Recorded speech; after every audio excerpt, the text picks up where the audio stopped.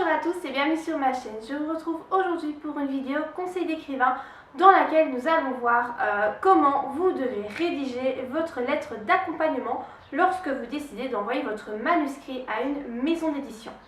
La lettre d'accompagnement est très importante parce que c'est le premier regard que l'éditeur va poser sur vous en fait, sur ce que vous êtes capable de faire.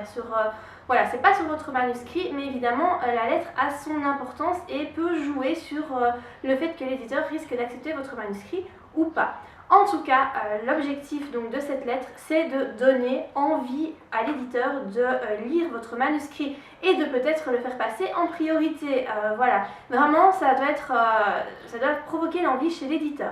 Évidemment, il ne faut pas en faire trop, il faut vraiment trouver le juste milieu. Il ne faut pas paraître trop arrogant lorsqu'on rédige cette lettre d'accompagnement, mais il faut savoir se vendre. Et donc c'est là que voilà, il faut vraiment jouer sur le fait de pouvoir se vendre de façon judicieuse, mais sans en faire trop. Alors, concernant le ton que vous devez employer dans cette lettre, moi je vous conseillerais d'utiliser un ton professionnel. Vous pouvez utiliser l'humour, mais sachez que tout le monde n'est pas réceptif à l'humour. Donc ça peut être à double tranchant.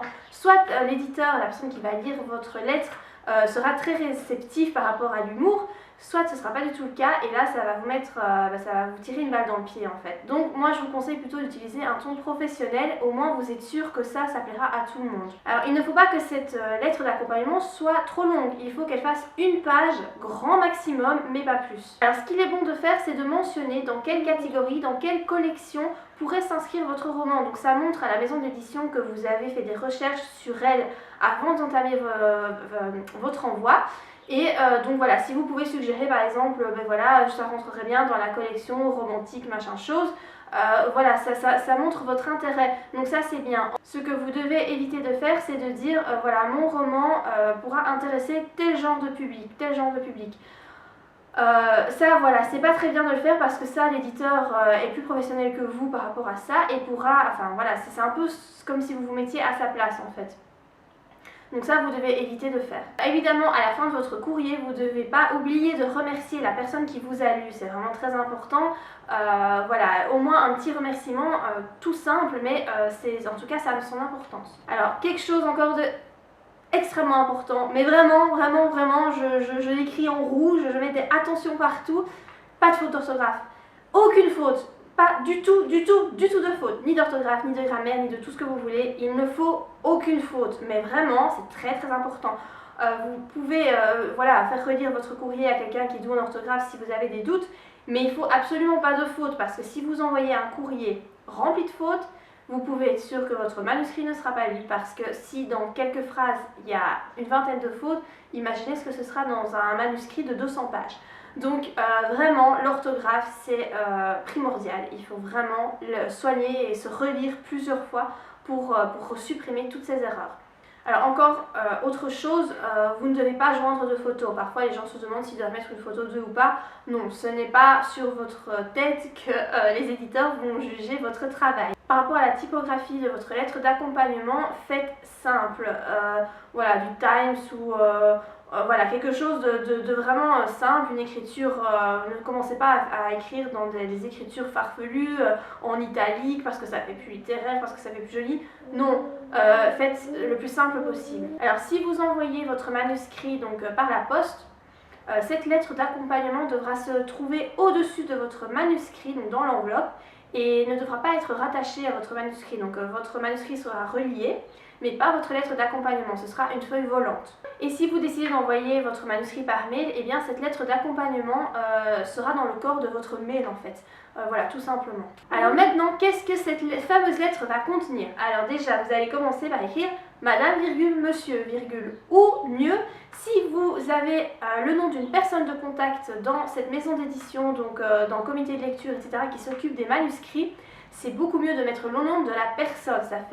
Voilà, ça personnalise votre mail, ça montre que vous vous intéressez à la personne, à la maison d'édition, donc c'est mieux de personnaliser. Mais évidemment, si vous n'avez pas de nom, eh bien contentez-vous de Monsieur, Madame. Alors ensuite, vous pouvez enchaîner, pardon, je vais lire en même temps parce que évidemment je ne retiens pas par cœur les phrases.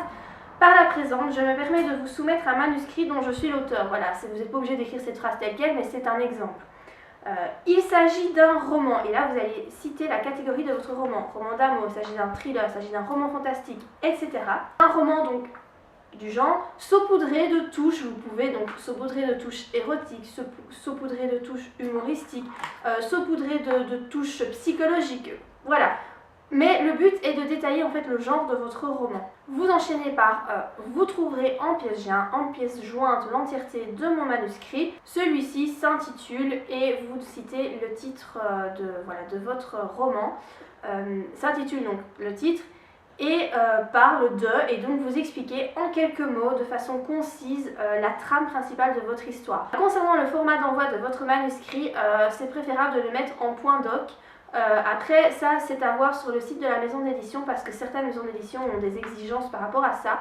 Donc vous trouverez en général dans l'onglet manuscrit, envoyez votre manuscrit, voilà les directives pour envoyer votre manuscrit. Parfois dans ces fameuses demandes, donc la maison d'édition demande une biographie de vous. Cette biographie doit faire une dizaine de lignes et doit en fait parler de vous mais du point de vue de l'écriture. Donc la maison d'édition n'en a rien à faire de savoir que vous travaillez, je ne sais pas, dans un hôpital, que vous travaillez à la police. Ce genre de choses c'est pas utile, c'est vraiment par rapport à ce qui concerne l'écriture. Et n'oubliez pas, surtout, ça c'est très important, de joindre vos coordonnées. Nom, prénom, adresse, numéro de téléphone, adresse mail si c'est par courrier que vous avez envoyé, courrier postal que vous avez envoyé votre manuscrit. Mais vraiment vos coordonnées, évidemment c'est très important, n'oubliez pas de les joindre.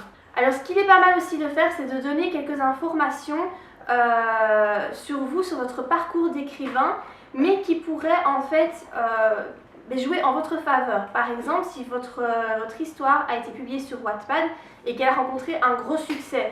Quand je dis un gros succès, c'est plus de 100 000 lectures. Si vous avez 2000 lectures, ne le mettez pas, ça ne sert à rien du tout.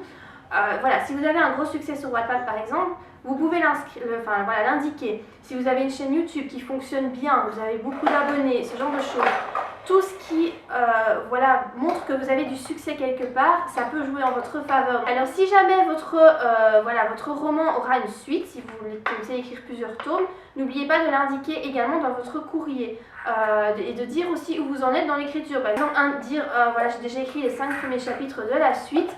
Si vous le désirez, je peux également vous envoyer déjà le premier jet par mail. Vous pouvez terminer votre courrier en écrivant « Je me tiens à votre disposition pour toute information ou suggestion.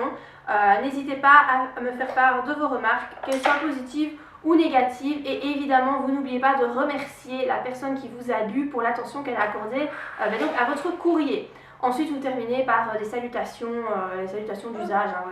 Madame, monsieur, je vous prie de recevoir mes salutations distinguées. Une petite formule comme ça, bateau.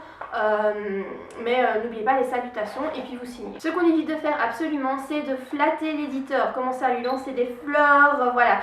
Ne faites pas ça, ça va vous discréditer, c'est pas utile et ça marchera de toute façon pas. Voilà, c'est pas ça qui va faire en sorte que vous allez le publier là-bas ou pas. Alors ne pas être trop prétentieux non plus en disant des phrases du genre vous allez adorer mon nouveau roman, voilà, succès garanti, ce genre de choses. Non, c'est pas vous qui allez juger ça, c'est l'éditeur, donc voilà, il faut pas se montrer trop arrogant. Et à contrario, il faut pas non plus se dévaloriser en disant voilà, j'ai peu d'espoir que mon roman soit publié chez vous, mais je vous l'envoie quand même. Ne mettez pas ce genre de choses, il ne faut pas se dévaloriser, tout comme il ne faut pas se montrer trop arrogant. Vous avez vos chances, mais voilà, vous laissez à l'éditeur juger de la qualité de votre manuscrit.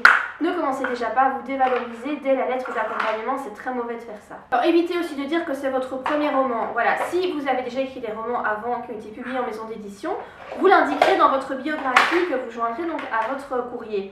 En revanche, si c'est votre tout premier roman, mais ne le dites pas, voilà, on se doute si vous n'envoyez pas, si vous ne dites pas que vous avez publié d'autres romans, que c'est votre tout premier, mais évitez de le mentionner, voilà, c'est pas utile. Le fait de dire c'est mon premier roman, c'est déjà péjoratif parce que voilà, l'éditeur va se dire bon, il n'a pas d'expérience, c'est un amateur.